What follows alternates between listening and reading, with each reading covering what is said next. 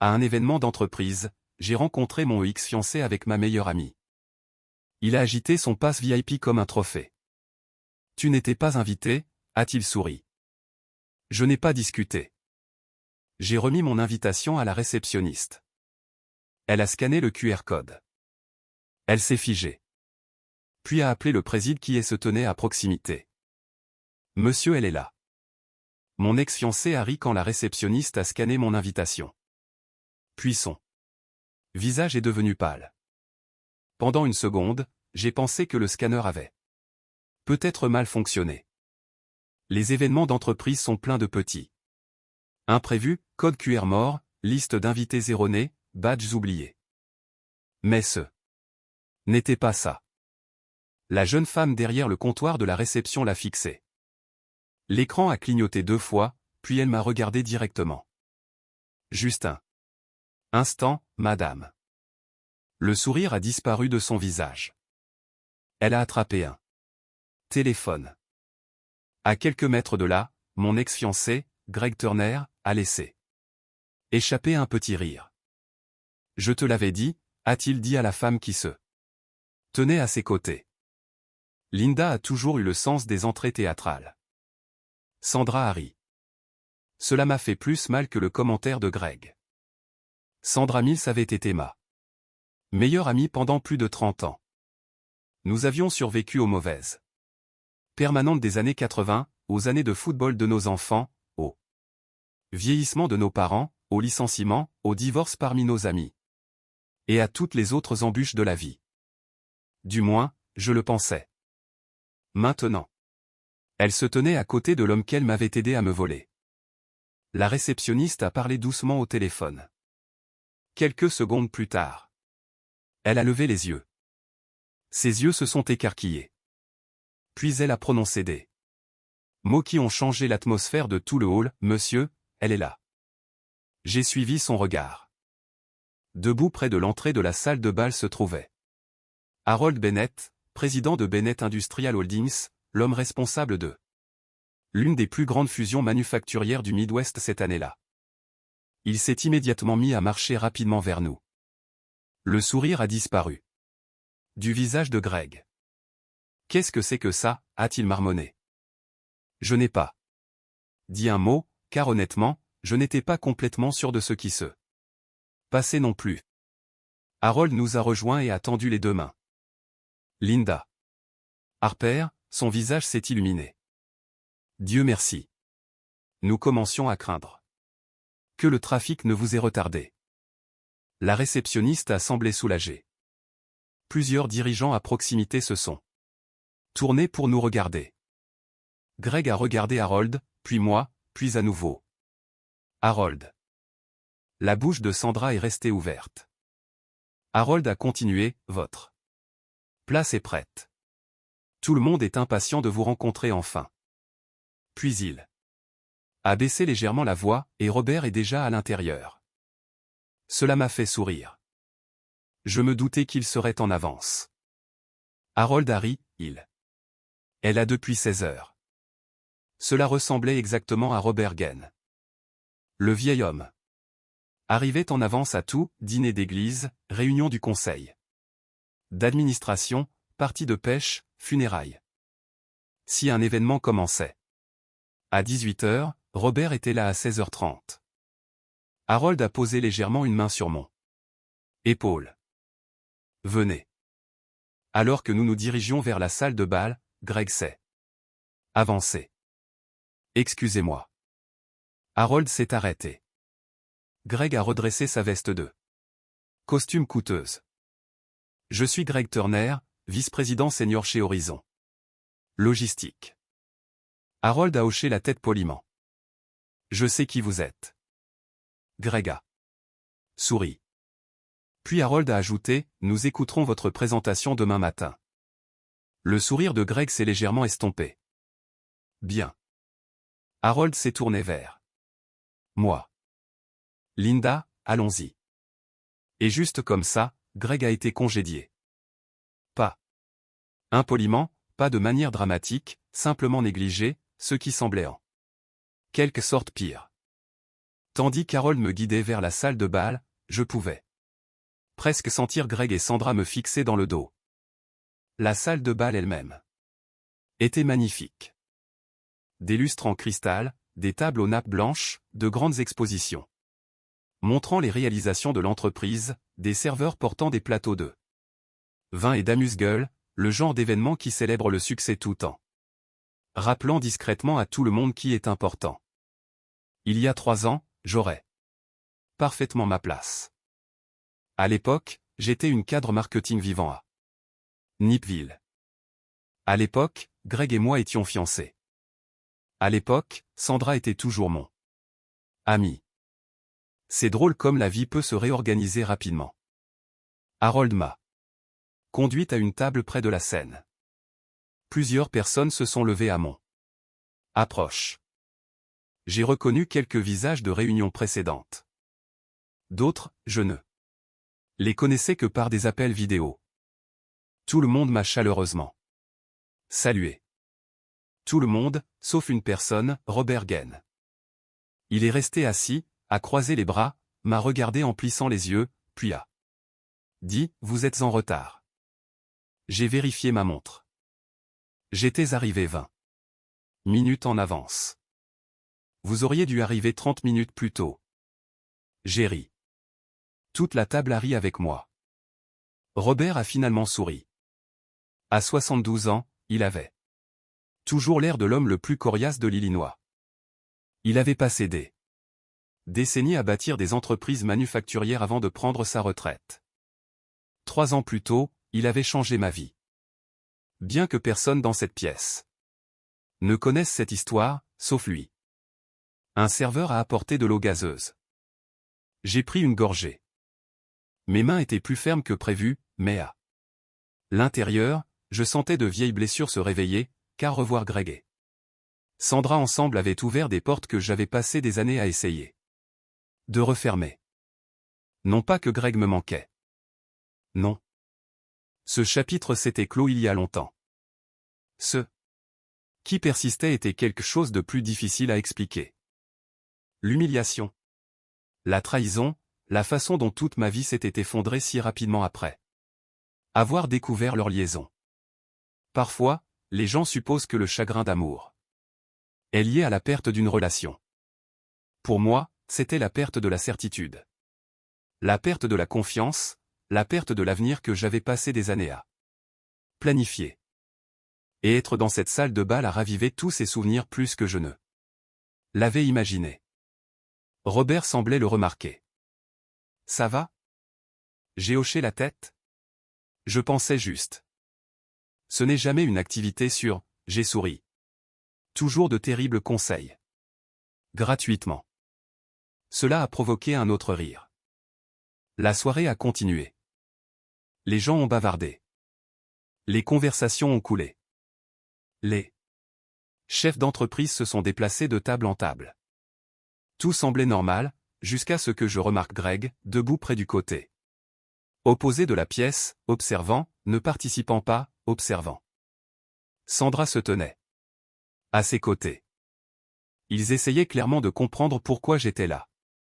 Plus important encore, pourquoi des personnes ayant une réelle influence semblaient s'intéresser à moi. J'ai presque eu pitié d'eux. Presque. La vérité était que si quelqu'un m'avait montré cette scène 3 ans plus tôt, je n'y aurais pas cru.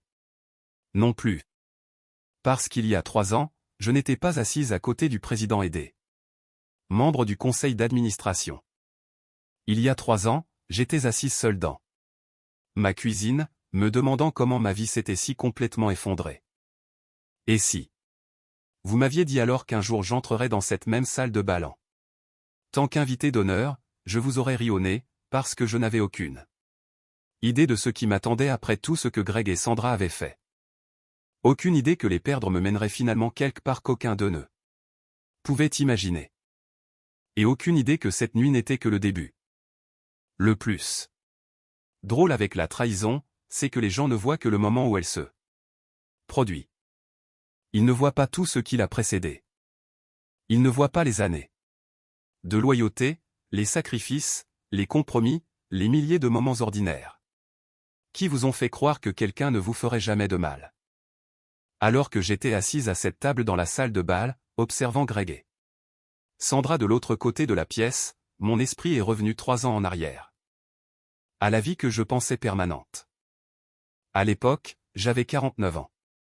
Je vivais dans un condominium confortable à Nipville, à environ 40 minutes de Chicago.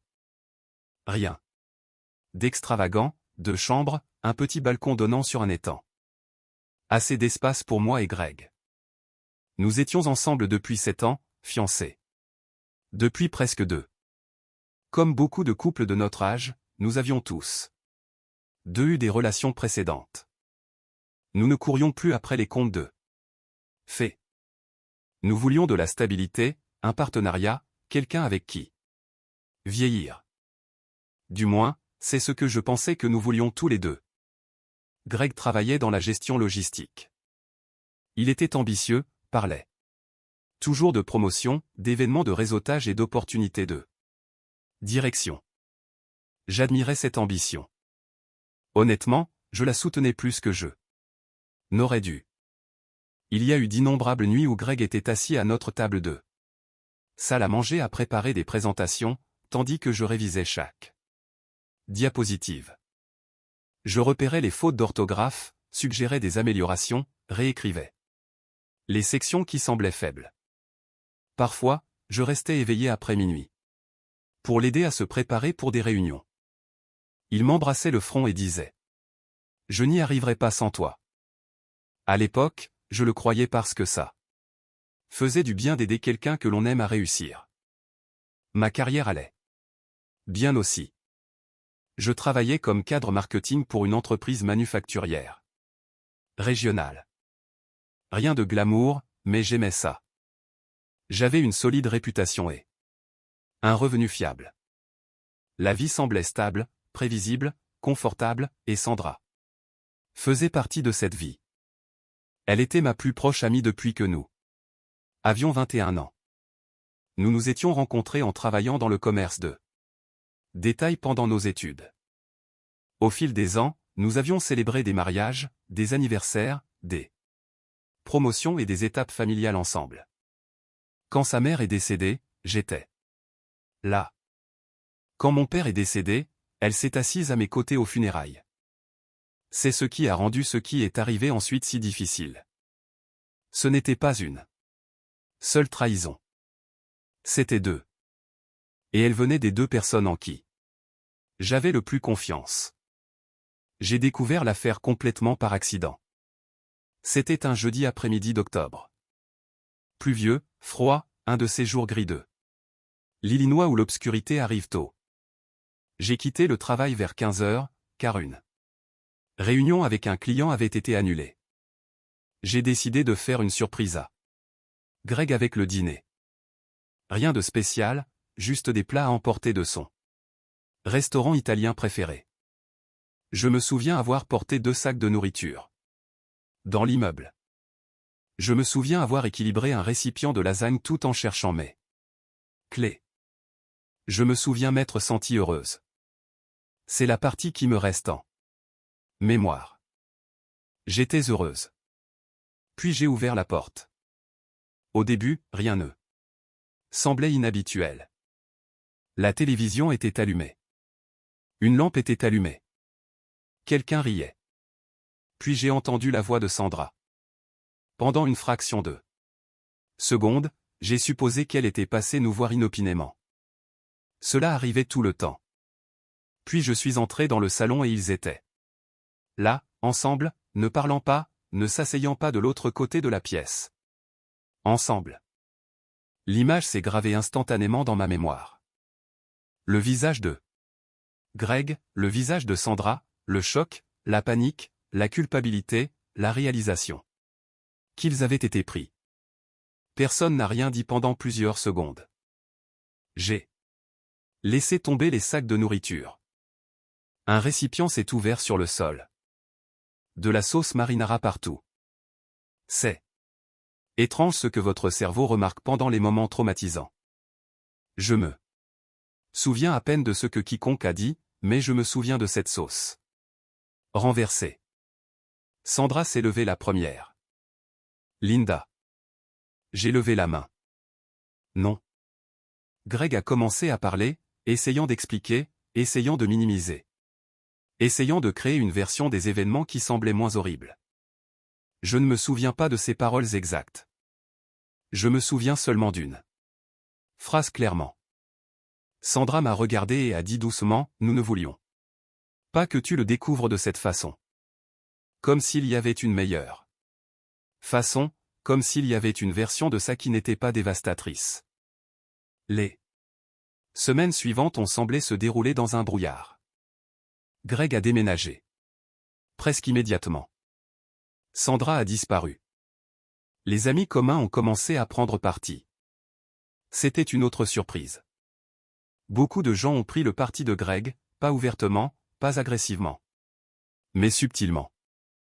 Ils ont continué à l'inviter à des événements, ont continué à répondre à ses appels, ont continué à prétendre que la situation n'était pas ce qu'elle était clairement. Certains ont même suggéré que je devrais passer à autre chose. Une femme m'a même dit, ces choses arrivent. J'ai voulu lui demander si elle ressentirait la même chose si cela lui arrivait. Au lieu de cela, j'ai simplement arrêté de répondre à ses appels. Le dommage émotionnel était déjà suffisant. Les conséquences professionnelles sont venues plus tard. Mes performances au travail ont souffert. Je ne pouvais pas me concentrer, pas dormir, pas penser clairement. J'ai fait des erreurs, manqué des échéances, rien de catastrophique, juste assez pour me rappeler que je ne fonctionnais pas au mieux. Finalement, j'ai démissionné. Officiellement, c'était ma décision. Officieusement, je savais que j'avais besoin d'un nouveau départ. Au printemps suivant, j'avais vendu le condo. J'ai déménagé dans une maison plus petite près de Rockford, un quartier tranquille, des rues bordées d'arbres, des couples de retraités promenant leurs chiens tous les soirs, le genre d'endroit où personne ne posait beaucoup de questions. Pendant un certain temps, je suis resté principalement seul. J'ai fait du travail de conseil, payé mes factures, essayé de me reconstruire. Certains jours étaient meilleurs que d'autres. Il y avait des matins où sortir du lit semblait être un exploit. Je remettais tout en question, mon jugement, mon avenir, ma valeur. La confiance que j'avais passé des décennies à bâtir semblait s'évanouir du jour au lendemain. Puis, un mardi matin, tout a changé. Je prenais un café dans un restaurant appelé Mariès Place. Rien d'extravagant, juste des œufs, du bacon et des clients habituels qui connaissaient leur nom. Je lisais mes courriels quand quelqu'un s'est arrêté à côté de ma cabine. Linda Harper. J'ai levé les yeux. Et j'ai failli laisser tomber mon café. Robert. Robert Gaine a souri. Eh bien, vous avez l'air surprise. Je l'étais. La dernière fois que je l'avais vu, c'était des années auparavant par le biais d'une association professionnelle. Même à l'époque, il était déjà semi-retraité. Nous avons passé près de 2 heures à parler de la vie, des affaires, du vieillissement, des nouveaux départs. Finalement, il s'est penché en arrière et a dit quelque chose qui semblait ridicule, j'ai besoin d'aide. J'ai ri. Avec quoi? Une entreprise. Alors engager quelqu'un de plus jeune. Non. Il m'a désigné. J'ai besoin de quelqu'un qui sache résoudre les problèmes. J'ai secoué la tête. Je ne suis pas vraiment florissante ces jours-ci. Bien. J'ai froncé les sourcils. Qu'est-ce que ça veut dire? Robert a souri. Les gens qui n'ont jamais échoué ne savent généralement pas comment réparer quoi que ce soit. Cette conversation a tout changé. À l'époque, je ne m'en rendais pas compte. Je pensais qu'il m'offrait un petit projet de conseil, une distraction temporaire, quelque chose pour occuper mon esprit.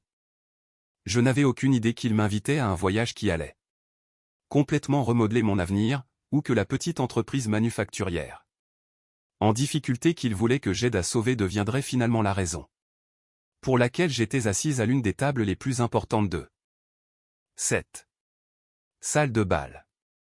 De retour au présent, j'ai regardé à travers la pièce et j'ai vu Greg me regarder à nouveau, confus, méfiant, essayant désespérément de comprendre ce qu'il manquait. La vérité était simple, il y a 3 ans, il pensait m'avoir laissé derrière lui. Ce qu'il ne savait pas, c'est que perdre tout m'avait forcé à construire quelque chose d'entièrement nouveau. Et il était sur le point d'apprendre à quel point les choses avaient changé.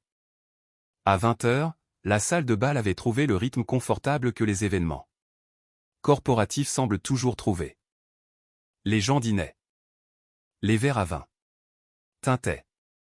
De vieux collègues échangeaient des histoires. Les cadres flottaient. De table en table comme des politiciens travaillant une foire de comté. Pendant ce temps, Greg passait une soirée épouvantable. Je n'essayais pas de le regarder, honnêtement. Mais il n'arrêtait pas de se rendre impossible à ignorer. Toutes les quelques minutes, je jetais un coup d'œil de l'autre côté de la pièce. Et le surprenais en train de me regarder. Pas avec confiance. Plus maintenant. Avec curiosité et quelque chose d'autre. Inquiétude.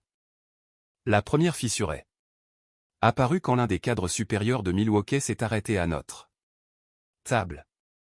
Son nom était Michael Rod.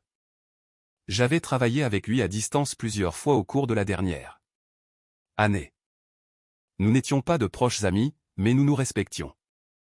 Michael m'a serré la main.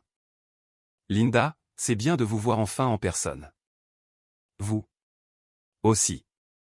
Puis il a souri. Je dis aux gens depuis des mois que la moitié des réussites qu'ils célèbrent ce soir ont commencé avec vos recommandations. Jerry, c'est me donner trop de crédit. Non, ce n'est pas le cas.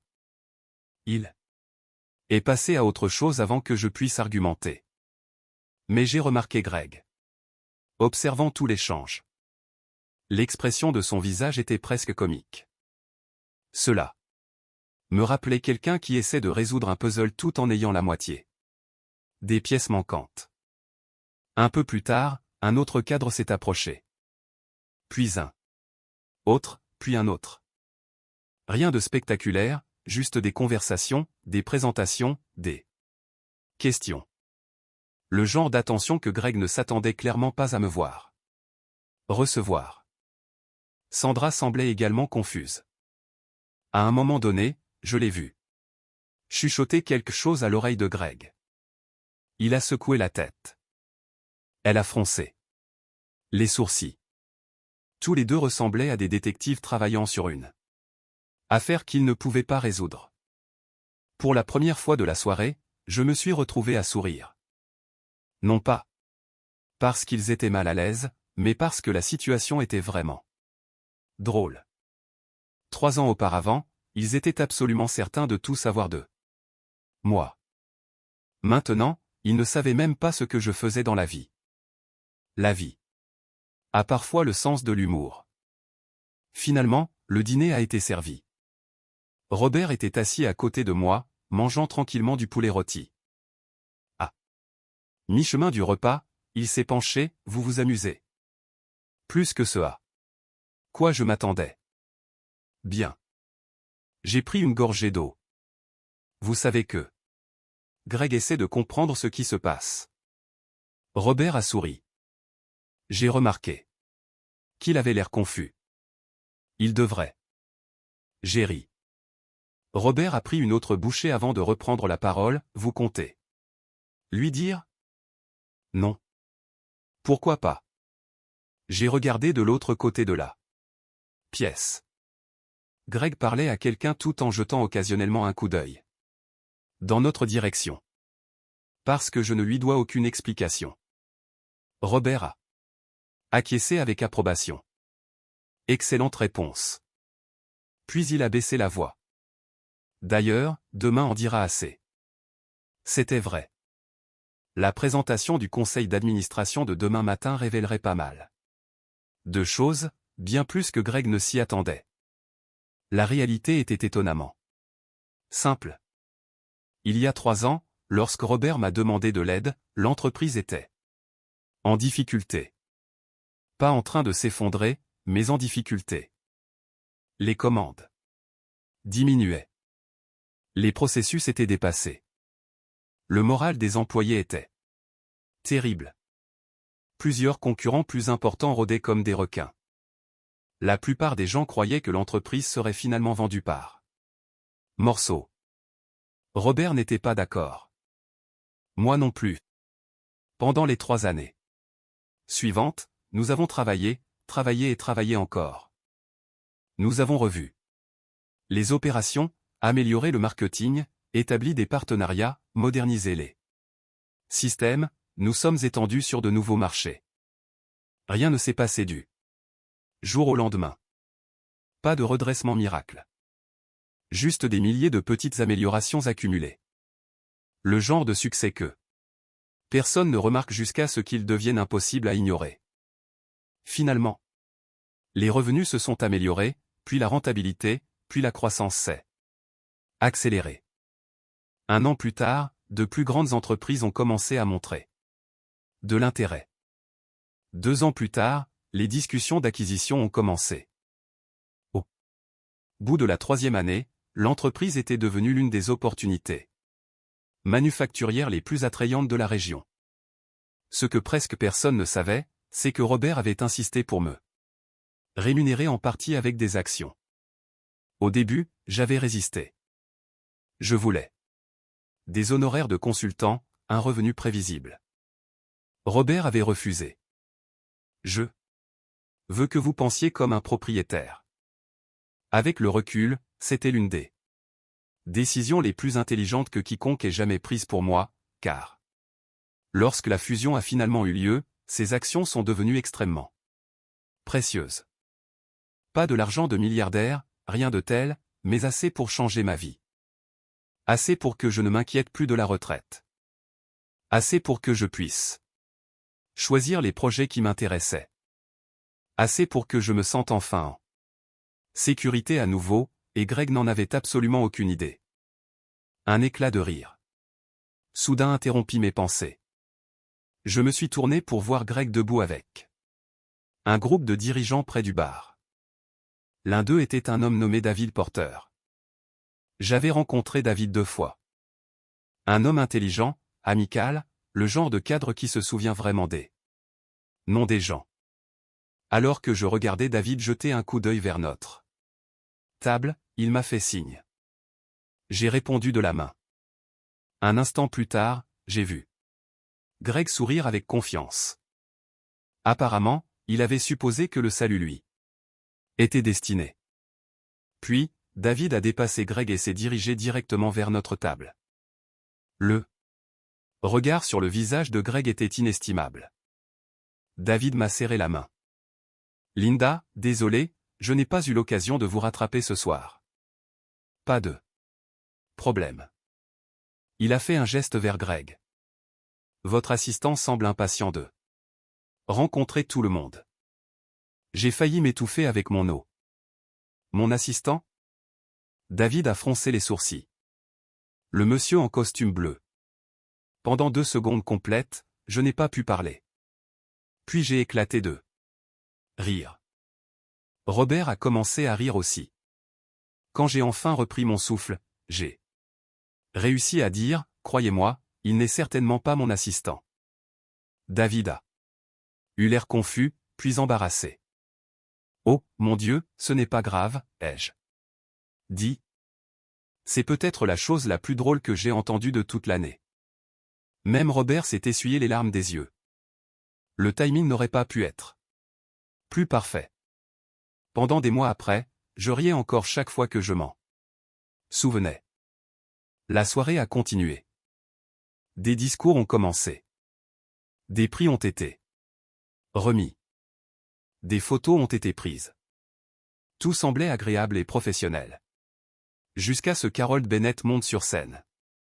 La pièce s'est immédiatement calmée. Il a remercié les sponsors, reconnu les employés, discuté de la fusion, puis il a fait une annonce. Demain matin, nous dévoileront la feuille de route stratégique qui a guidé ce partenariat, du concept à la réalisation. Des applaudissements polis ont suivi. Puis Harold a ajouté quelque chose d'inattendu, une grande partie de cette feuille de route est issue du travail accompli par une conseillère remarquable assise dans cette pièce ce soir. J'ai senti des dizaines de têtes se tourner vers moi, y compris celle de Greg. Harold a souri. Nous en dirons plus demain. Les applaudissements se sont intensifiés. Je pouvais réellement voir Greg traiter l'information, essayer de relier les points, essayer de comprendre pourquoi les gens continuaient de me regarder. Sandra semblait mal à l'aise maintenant. Pas confuse, mal à l'aise. Cela a attiré mon attention, car la confusion et l'inquiétude ne sont pas là. Même chose. Et pour la première fois de la soirée, j'ai commencé à me demander si Sandra savait quelque chose que Greg ignorait. La réponse est arrivée 20 minutes plus tard. Je parlais à une ancienne collègue lorsqu'une femme nommée Karen m'a approché. Karen avait travaillé dans mon ancienne entreprise il y a des années. Elle avait l'air nerveuse. Linda, puis-je te dire quelque chose? Bien sûr. Karen a hésité, puis a dit doucement, Greg a utilisé ton travail. Je l'ai fixé. Qu'est-ce que tu veux dire? Il présente toujours plusieurs de tes anciens cadres stratégiques comme les siens. Mon estomac s'est noué. Karen a continué. Je pensais que tu le savais. Non. Il les mentionne. Tout le temps. Soudain, plusieurs choses se sont mises en place, d'anciennes présentations. D'anciens projets, de vieilles idées que j'avais développées des années auparavant, des idées que Greg avait aidé à réviser, des idées qu'il revendiquait maintenant apparemment comme les siennes. Karen semblait mal à l'aise. Je suis désolé. J'ai hoché la tête lentement. Non, merci. Parce qu'à ce moment-là, j'ai réalisé que la présentation de demain pourrait devenir beaucoup plus intéressante que quiconque ne l'attendait, surtout Greg. Il pensait toujours qu'il assistait à une célébration d'entreprise.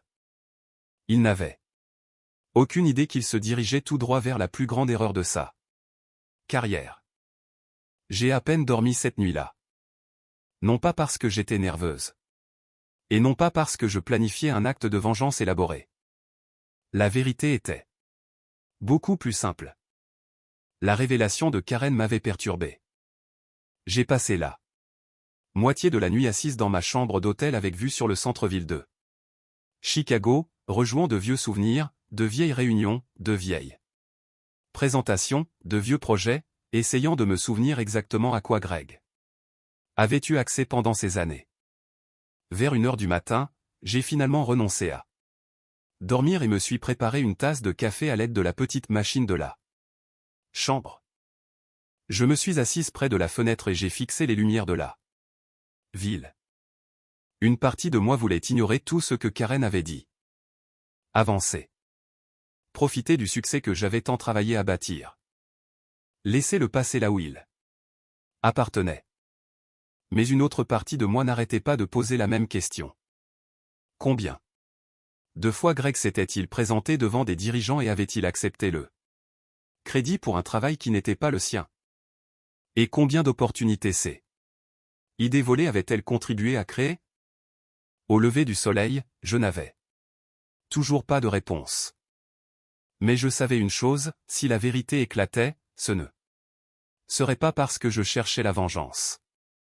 Ce serait parce que Greg a fait un choix. Le même genre de choix qu'il faisait depuis des années.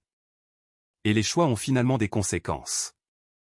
À 8h30 ce matin-là, le centre de conférence était déjà très animé.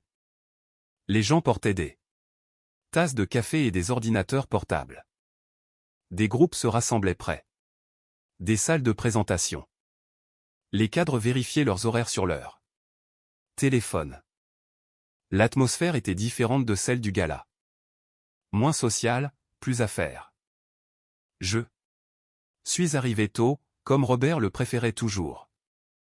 Naturellement, il était déjà là, assis au premier rang, lisant des documents, l'air agacé par tous ceux qui n'étaient pas aussi préparés. Bonjour, dis-je. Vous êtes en retard. J'ai ri. Ça commence dans 30 minutes. Exactement. Certaines choses ne changent jamais. Harold nous a rejoints quelques minutes plus tard. Nous avons examiné l'ordre du jour de la matinée. Tout semblait simple. Puis Greg est entré dans la pièce. Pendant un bref instant, nos regards se sont croisés. Il a hésité. Puis, étonnamment, il s'est approché. Sandra n'était pas avec lui.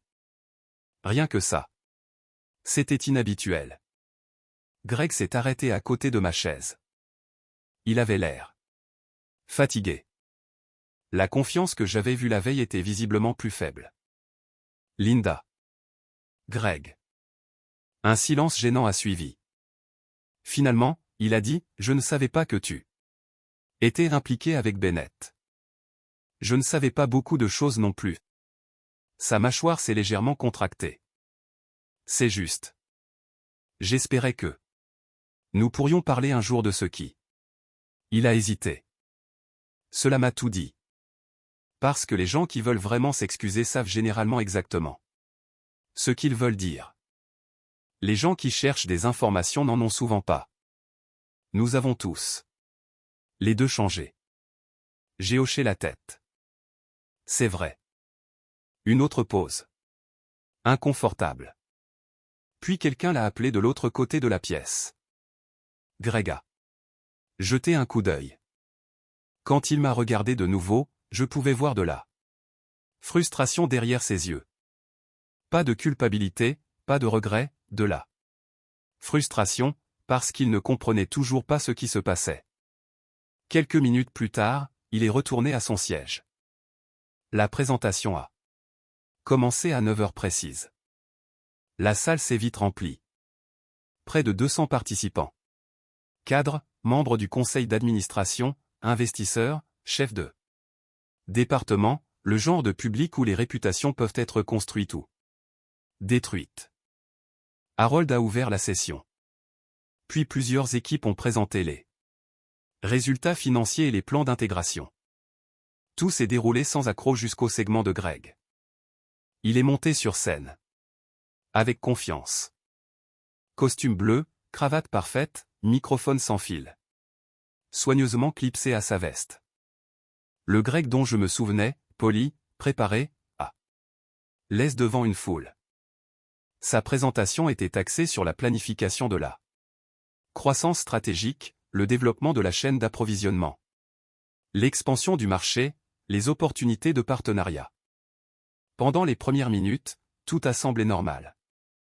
Puis j'ai reconnu l'une des diapositives. Mon estomac s'est noué. Un cadre circulaire est apparu à l'écran. 6 catégories reliées par des flèches directionnelles, fidélisation de la clientèle, partenariats régionaux, efficacité opérationnelle, confiance de la marque, développement de la main-d'œuvre, engagement communautaire. Je connaissais ce cadre parce que je l'avais créé 8 ans plus tôt à ma table de salle à manger la nuit précédant une présentation importante à un client. Je me souviens encore d'avoir dessiné la première version sur un bloc-notes jaune. Greg a continué à parler avec confiance, en douceur, comme si le travail lui appartenait entièrement. La diapositive suivante est apparue, puis une autre, et une autre. Chacune tirée directement de concepts que j'avais développés il y a des années. Pas identiques, légèrement mis à jour, affinés, mais indubitablement les miens. Je n'étais pas en colère. Curieusement, je ressentais quelque chose de plus. Proche de la déception, car maintenant je savais sans aucun doute, Karen avait raison. Greg avait passé des années à bâtir sa crédibilité en utilisant les idées de quelqu'un d'autre. Le public écoutait attentivement, prenant des notes, hochant la tête. Impressionné. Puis quelque chose d'inattendu s'est produit. Greg est devenu trop confiant. Il a commencé à discuter des origines du cadre, et c'est là que tout s'est effondré. Ce modèle stratégique, a-t-il dit, a été développé grâce à des années de recherche personnelle et d'expérience en leadership. Plusieurs personnes continuaient de prendre des notes, mais j'ai remarqué. Carole m'a jeté un coup d'œil, puis Robert, puis quelques autres cadres qui connaissaient la vérité. La pièce n'avait pas changé, mais soudain l'atmosphère semblait différente. Greg continuait à parler, s'enfonçant, revendiquant plus explicitement la propriété, aggravant la situation à chaque phrase. Quand il a terminé, des applaudissements ont rempli la salle. Puis Harold s'est levé. Merci, Greg. Greg a souri, soulagé, fier, certain d'avoir bien réussi. Harold a attendu que les applaudissements s'estompent, puis a repris la parole. Avant de continuer, j'aimerais inviter quelqu'un d'autre sur scène. J'ai senti Robert me tapoter doucement le bras. À vous de jouer. Mon cœur a commencé à battre plus vite. Non pas par peur, mais par incertitude. Ce n'était pas prévu. Du moins, pas par moi. Harold a regardé directement ma place. Linda Harper, voulez-vous me rejoindre? La salle s'est tournée.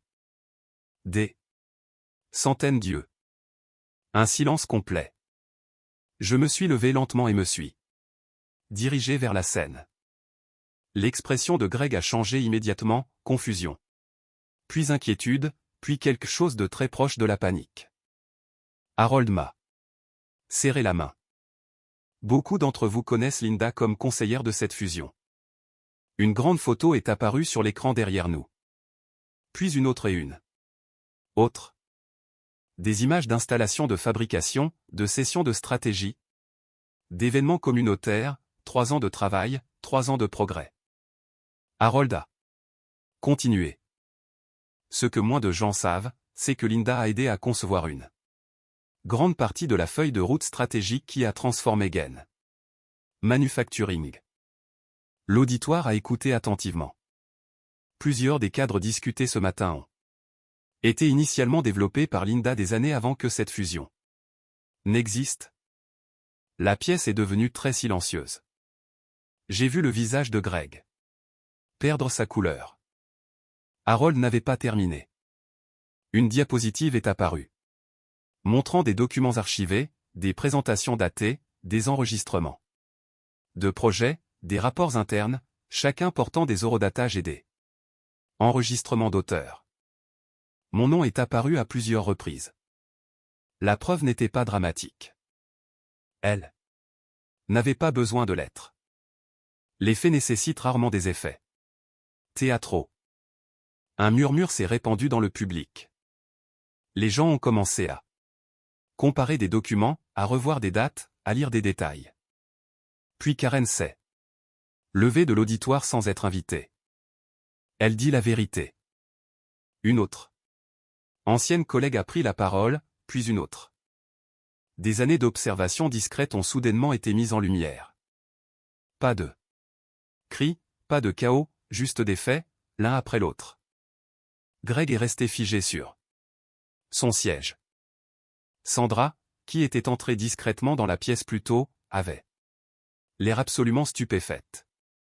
Non pas parce qu'elle ne savait pas, mais parce qu'elle savait que tout le monde le savait maintenant. Harold s'est finalement retiré. La pièce est restée silencieuse pendant plusieurs secondes. Puis les applaudissements ont commencé. Faible au début, puis plus fort. Non. Pas pour l'humiliation, non pas pour la vengeance, mais pour la reconnaissance. Pour la vérité. J'ai regardé Greg de l'autre côté de la pièce. Pour la première fois depuis des années, il ne pouvait pas se cacher derrière la confiance ou le charme. Il ne lui restait que la réalité. Et la réalité n'était pas de son côté. Alors que la session se terminait et que les gens commençaient à quitter leur siège, j'ai pensé que l'histoire était terminée. J'avais tort, car moins d'1 heure plus tard, Greg viendrait me chercher. Et ce qu'il me demanderait ensuite serait plus difficile à répondre que tout ce qui s'était passé sur cette scène. Au moment où la présentation s'est terminée, j'étais épuisé. Pas physiquement, émotionnellement. Le genre d'épuisement qui s'installe dans les os après des années à porter quelque chose de lourd et à le Posé enfin. Les gens m'arrêtaient dans le couloir, membre du conseil d'administration. Directeur, anciens collègues. Certains voulaient me féliciter. D'autres voulaient s'excuser. Quelques-uns ont admis qu'ils auraient dû me soutenir des années auparavant. J'ai apprécié leur honnêteté. Mais je n'étais pas intéressé à revivre de vieilles batailles. J'avais déjà passé suffisamment d'années à cela. Vers midi, je me suis échappé de la foule et j'ai trouvé un coin salon. Tranquille près d'un ensemble de grandes fenêtres donnant sur la rivière. Chicago. La ville était magnifique sous le soleil. Des bateaux de tourisme se déplaçaient lentement en contrebas. Des gens se pressaient sur les trottoirs. La vie continuait, comme elle le fait toujours. J'étais à mi-chemin de ma tasse de café quand j'ai entendu des pas approcher. Je n'ai pas eu besoin de lever les yeux. Je savais déjà qui c'était. Greg s'est arrêté à quelques mètres. Pendant un moment, aucun de nous n'a parlé. Puis il s'est assis en face de moi. Il semblait plus âgé que dans mes souvenirs. Pas de façon spectaculaire, juste fatigué, comme quelqu'un qui n'avait pas beaucoup dormi. On peut parler ? J'ai fixé la fenêtre pendant une seconde de plus avant de me tourner vers lui. Nous parlons. Il a hoché la tête lentement. Pour une fois, il n'y avait pas de performance, pas de persona de cadre poli, pas de confiance soigneusement répétée, juste un homme assis dans les conséquences de ses propres décisions. Je ne m'attendais à rien de tout ça. Je sais. Il s'est frotté les mains nerveusement. Honnêtement, je ne m'y attendais pas. Une partie de moi voulait ressentir de la satisfaction. Peut-être même du triomphe. Au lieu de cela, je me sentais surtout calme. Cela m'a surprise. 3 ans auparavant, j'avais imaginé des dizaines de scénarios de vengeance, des disputes, des confrontations, des discours parfaits, des moments où tout le monde comprendrait enfin ce qui s'était passé. La vraie vie s'est avérée différente. La victoire n'était pas de vaincre Greg. C'était de ne plus en avoir besoin. Après un long silence, il a finalement repris la parole. Vont-ils me retirer du projet ? J'ai failli rire. Non pas parce que c'était drôle, mais parce que c'était une question si typique de Greg. Pas « Comment vas-tu » ? Pas « Je suis désolé » ? Pas « Je t'ai blessé ». Sa première préoccupation était toujours sa carrière. Je ne sais pas. Il a baissé les yeux. Harold ne me rappelle même pas. Je n'ai rien dit. Greg a dégluti. Puis est venue la phrase que je ne m'attendais jamais à entendre, j'ai besoin de ton aide. C'était ça. La raison pour laquelle il était venu. Pas la réconciliation, pas la clôture. L'aide. Il s'est légèrement penché en avant. Tu as de l'influence maintenant. Les mots flottaient entre nous. De l'influence. Il y a 3 ans, Greg croyait que l'influence appartenait exclusivement aux gens comme lui. Des gens avec des titres, des bureaux d'angle, des places de parking pour cadres. Maintenant, il demandait une faveur à la femme qu'il avait autrefois ignorée. L'ironie n'a échappé à aucun de nous. Tu penses que je devrais intervenir, ai-je demandé. Je pense, il s'est arrêté. Il a recommencé. Je pense que peut-être tu pourrais expliquer les choses. Expliquer quoi ? Que ce n'était pas intentionnel. Je l'ai regardé pendant plusieurs secondes. Je ne savais vraiment pas comment réagir. Pas intentionnel. Il avait utilisé mon travail pendant des années, à plusieurs reprises. Publiquement, professionnellement. La preuve n'était pas ambiguë, et au fond d'eux. Lui, il le savait. Ses yeux me le disaient. Finalement, j'ai posé la question qui comptait, Greg, si personne ne l'avait découvert, l'aurais-tu dit à quelqu'un ? Ses épaules se sont affaissées. Le silence a répondu pour lui. J'ai hoché la tête lentement. C'est ce que je pensais. Pour la première fois, il avait l'air vraiment honteux. Pas embarrassé. Honteux. Il y a une différence. L'embarras concerne la façon dont les autres vous voient. La honte concerne la façon dont vous vous voyez. Du moins, c'est ce que j'ai appris. Il a regardé par la fenêtre. J'ai été stupide. Oui, je n'arrêtais pas de me dire que ce n'était pas grave. Les gens font ça. Je n'ai pas réfléchi. Non, ai-je dit. Doucement. Tu n'as pas réfléchi. Un autre long silence a suivi. Puis il m'a surprise. Je suis désolé, Linda. Les mots sont sortis doucement, sans excuse, sans condition, sans essayer de rejeter la faute. Juste 4 mots simples, je suis désolé, Linda. Il y a 3 ans, j'aurais donné presque n'importe quoi pour les entendre. Maintenant, ils ont atterri différemment. Non pas parce qu'ils n'avaient pas d'importance, mais parce que j'avais déjà guéri sans eux.